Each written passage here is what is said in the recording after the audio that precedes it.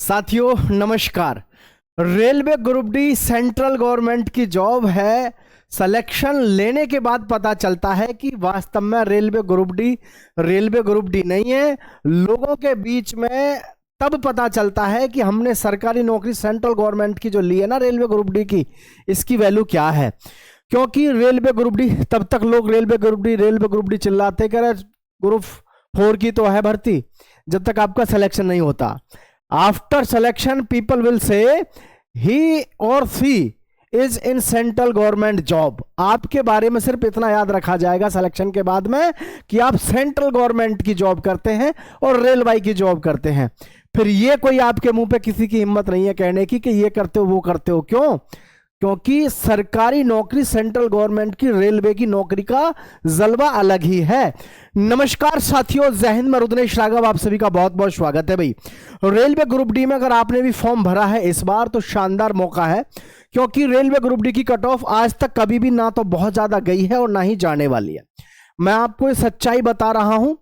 इसका जो एग्जाम है, एग्जाम डेट भी इसकी निश्चित है और आपके पास में भी पर्याप्त समय है जिसकी आप अच्छे से तैयारी कर सकते हैं।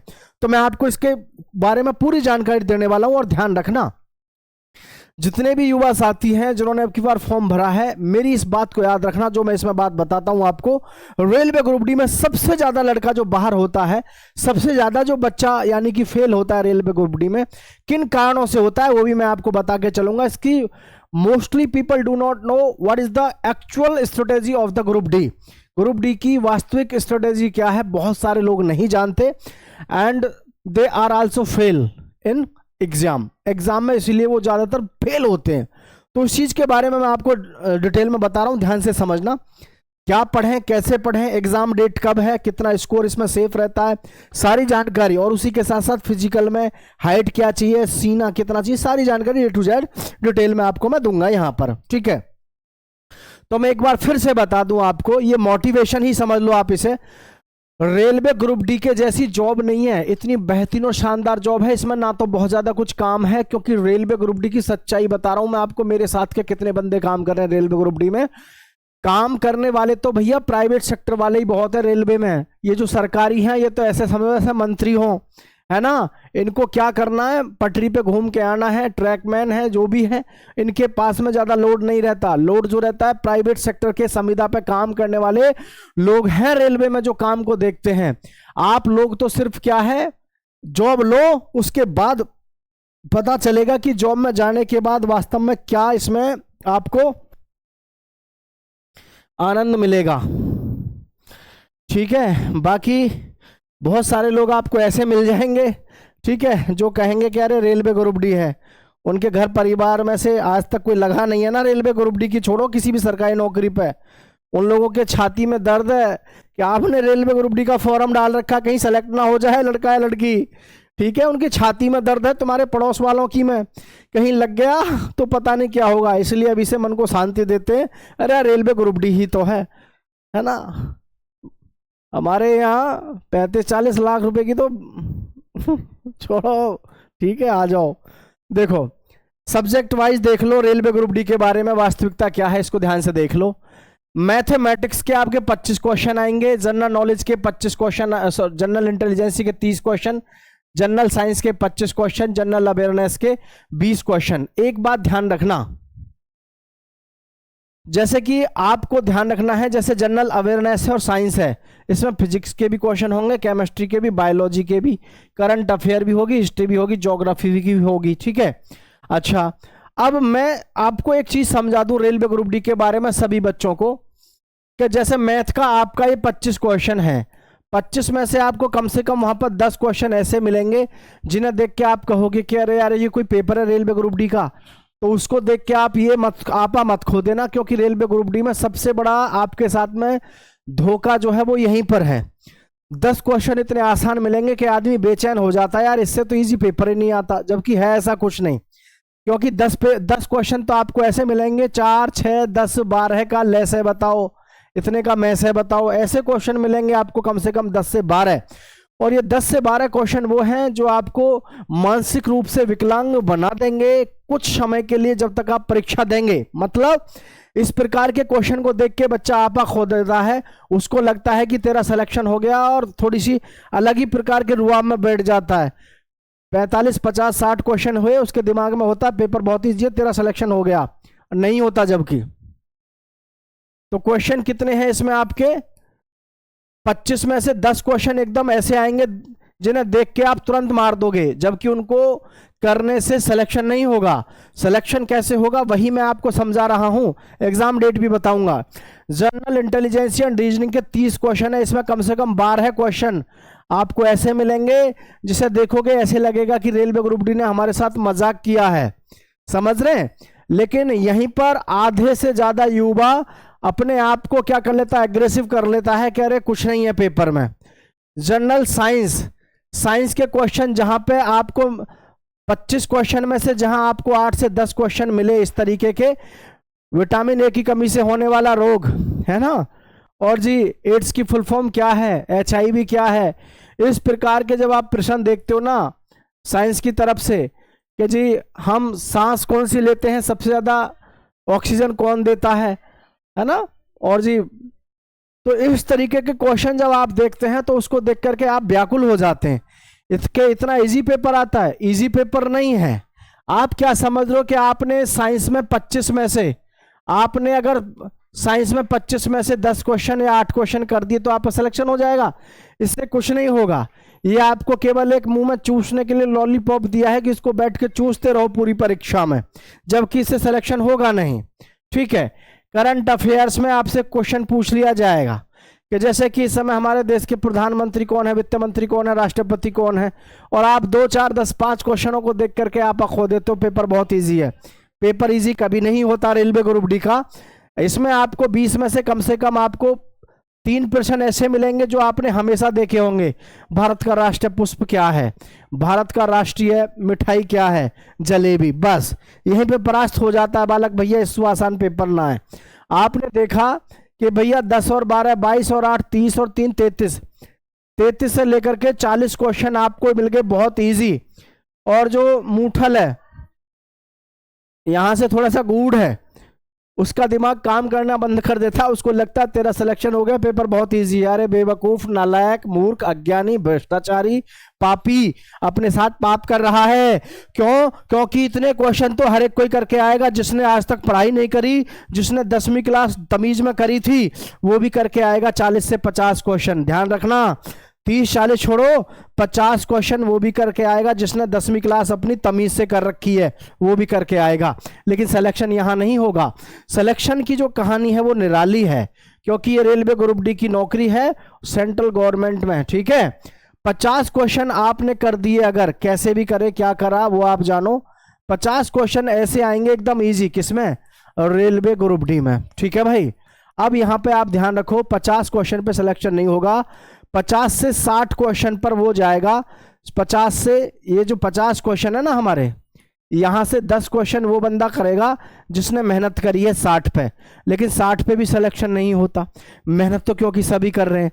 अब बात यही, लंबे समय से मेहनत किसने करी है और डेडिकेशन के साथ, और दिमाग किसके अंदर ज्यादा है, तब यहां पर 10 नंबर जो खींचेगा, जहां पर 10 क्वेश्चन जो खींचेगा, यानी सारा जो गेम है 50 के बाद 20% का है। ध्यान रखना, 20% का सारा गेम है। जिसने भी 20% 50 के बाद में पेपर, असलियत में देखा जाए तो पेपर में तुम्हारे 50 ही % आते हैं। 50 तो जिसने मेहनत करी है, 50% तो वो देख कर टिक मार देगा, दिमाग ही नहीं लगाना है। ये स्ट्रेटेजी आपको पता होनी चाहिए कि 50 भी नहीं है तो 40% तो ऐसे आते हैं रेलवे ग्रुप डी में कि आपका जैसे 100 नंबर का पेपर है तो 40% तो ऐसे हैं उसमें जिन्हें देख के वो निशान मारेगा सीधा, जिसने तैयारी वास्तव में करी है, जो इंटेलिजेंट है। 40 क्वेश्चन उसके लिए समझो आए ही नहीं है उसमें आपके पेपर में। 40% तो देखते हैं टिक मारेगा धैर धैर, चाहे मैथ हो, रीजनिंग हो, जीके हो, सब में 40 क्वेश्चन पे, जो वास्तव में जो मेहनती है, जिसमें दिमाग है। 60% का जो पेपर है उसमें से तब जाकर के कहानी शुरू होती है। 50% करने के बाद 20% जो भी बना रहा है वो बंदा इंटेलिजेंट है। ठीक है। 60% के बाद में SC और ST वाले बच्चों का जो है यहाँ पर रिजल्ट आना शुरू हो जाता है, इतने पे बच्चों का इनका सिलेक्शन शुरू हो जाता है। लेकिन सारा गेम जो है वो है 60 के बाद में 65 और 65 से 70 तक SC ST OBC EWS का सिलेक्शन हो जाता है। SC ST OBC और जी EWS का सिलेक्शन हो जाता है 70 तक। किसमें? रेलवे ग्रुप डी में। सच्चाई है, अब कोई कुछ भी कहो कि 80 जाती है 85, बेमतलब की मूर्ख पढ़ने की बातें हैं। और जो जनरल कैटेगरी का बच्चा है उसको 70 प्लस पे जाना है। 70 से ज्यादा मत जाओ, आप 5 नंबर आगे चले जाओ, 70 से लेकर के 75 तक। 70 से 75 तक जनरल वाले बच्चे को जाना पड़ेगा, तब उसका सिलेक्शन होगा, क्योंकि रेलवे ग्रुप डी है ये। ठीक है, तो ये बात ध्यान रखनी है अपने दिमाग में। अब मैं आपको बता दूं इसके बारे में, पेपर को आप ध्यान रखें, इस तरीके से आपको अपनी तैयारी घर पे अंजाम देना है। आपको ये समय, जब भी आप इसका प्रैक्टिस सेट लगाएं, दिमाग में बैठ के एक बात याद रखो कि रुद्रेश राघव की वीडियो देखी थी, उसने बताया कि 40% तो ऐसे हैं रेलवे ग्रुप डी के पेपर में जिनको देख कर टिक मारना है, खाली टिक मारना है केवल, और जो बचे हैं प्रश्न उन पे दिमाग लगाना है। क्लियर? चलिए अब यहां देखो railway group D exam pattern पे देखो। सीबीटी में हमारे 100 प्रश्न है, मैंने आपको बता दिया, 90 मिनट आपको मिलेंगी, 1/3 की नेगेटिव मार्किंग रहेगी। और जो फिजिकल है लड़कों का, 35 किलोग्राम वजन आपको लेके चलना है 100 मीटर 2 मिनट में। 1000 मीटर की दौड़ मारनी है आपको 4 मिनट 15 सेकंड में। महिलाओं को 20 किलोग्राम नहीं है, 25 होता है। 25 किलोग्राम वजन लड़कियों को लेके चलना है, सेम ऐसे 100 मीटर 2 मिनट में। ठीक है, ये आपका सिस्टम रहता है। अब मैं बात करूं यहां पर परीक्षा की, तो देखो बहुत ज्यादा समय ना लेते हुए परीक्षा के बारे में मैं सीधी एक बात कहूंगा। आप सबको पता है रेलवे ग्रुप डी की तरफ से धड़ाधड़ वैकेंसी, धड़ाधड़ रिजल्ट और धड़ाधड़ एग्जाम डेट बराबर चल रही है। रेलवे जो है बिल्कुल भी सांत्वना की प्रवृत्ति में नहीं है, धड़ाधड़ अपने काम पे फोकस उसका फुल है। तो मेरे कहने का मतलब बिल्कुल सिंपल सा है, आप यहां से देखिएगा। मार्च की बात कर लेते हैं, पैरा मेडिकल कैटेगरी में बात कर रहा हूं मैं। 12 मार्च तक तो हमारा कौन सा था? ये था पैरा मेडिकल का। अब देखो non teaching popular category graduate level जो है, ग्रेजुएट लेवल का है मार्च 2026। अंडर ग्रेजुएट लेवल है आपका अप्रैल और मई। ठीक है, तो मई। अब हमको यहां से थोड़ा सा दिमाग लगा के सोचने की जरूरत है, परेशान होने की बिल्कुल जरूरत है नहीं। यहां तक रेलवे का शेड्यूल बिल्कुल बिजी है, मतलब आप ये समझ लो आपके पास में मार्च चल रही है। मार्च में अगर आप 13 14 को देख रहे हैं, 14 मार्च तक, 15 तक, 18 20 तक, 20 मार्च तक भी देख रहे हैं अगर आप मार्च में, तो आप समझो मार्च अप्रैल मई तक तो इसका शेड्यूल बिजी है रेलवे का। तो मई के बाद में जून, और ये जून के बाद में जुलाई। तो सीधी सी बात है, जून में भी एग्जाम नहीं लगेगा। एग्जाम जो लगेगा हमारा जुलाई में लगेगा। क्यों? मई में डायरेक्ट सब कुछ खत्म होने के बाद ऐसा तो है नहीं कि डायरेक्ट जून में आपका परीक्षा हो जाएगा। तो आपकी जो परीक्षा है वो लगभग जुलाई तक, मान के चलो जुलाई में होगी। तो हमारे पास में मार्च में भी है लगभग 10-15 दिन, तो मानो ही मानो 10 दिन या 15 दिन, 1 2 3 महीना, 3 माह 10 दिन अपने पास में बिल्कुल सेफ है। अगर आप अभी से अपनी तैयारी करते हैं बढ़िया तरीके से, कोई भी पुराना पब्लिकेशन उठा के अगर सही से तैयारी करते हैं, तो यू बिलीव मी आप नौकरी ले सकते हैं 3-3.5 महीने में, क्योंकि इतना समय काफ़ी है रेलवे ग्रुप डी के लिए। अब आप सोचोगे कि जी इसमें तो फॉर्म 1 करोड़ भरे गए, 2 करोड़ भरे गए, 1.5 करोड़ भरे गए, 1.25 करोड़। देखो फॉर्म भरने से कुछ नहीं होता। रेलवे की मैं आपको एक सच्चाई और बता दे रहा हूं, यहाँ पर हर साल की सच्चाई है रेलवे की। वो क्या है कि रेलवे में हर साल फॉर्म भरे जाते हैं दबा के। ठीक है, रेलवे में हर साल दबा के फॉर्म भरे जाते हैं, लेकिन आप एक चीज़ देखो, मेरी जो बात है उसको समझो, रेलवे ग्रुप डी में ही सच्चाई है ये, और तो किसी में इतना नहीं है देखने को मिलता। ठीक है, देखो क्या कह रहा हूँ मैं, रेलवे ग्रुप डी में एक सच्चाई है। आप देखो कभी भी किसी भी भर्ती को उठा करके,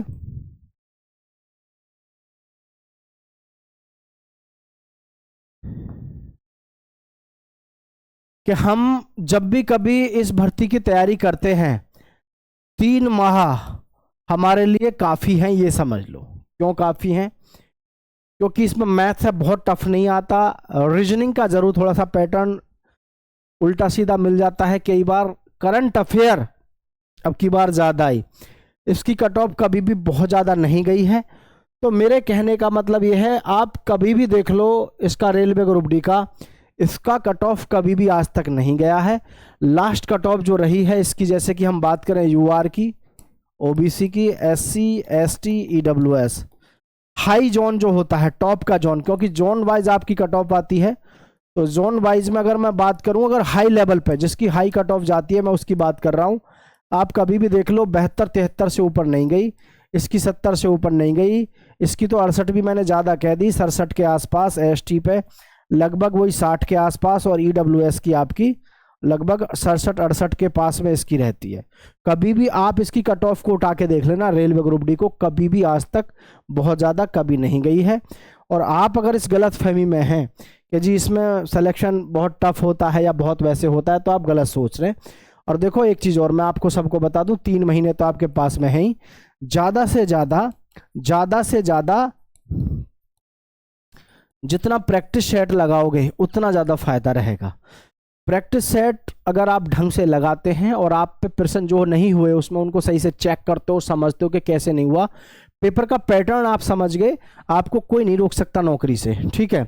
और मैं हमेशा एक बात देखा है रेलवे ग्रुप डी में, जो मैं आपको बताना चाह रहा हूं, जैसे कि आपके पास में मान के चलो 1.5 करोड़ आपने देखा 1.5 करोड़ फॉर्म भर गए, ठीक है।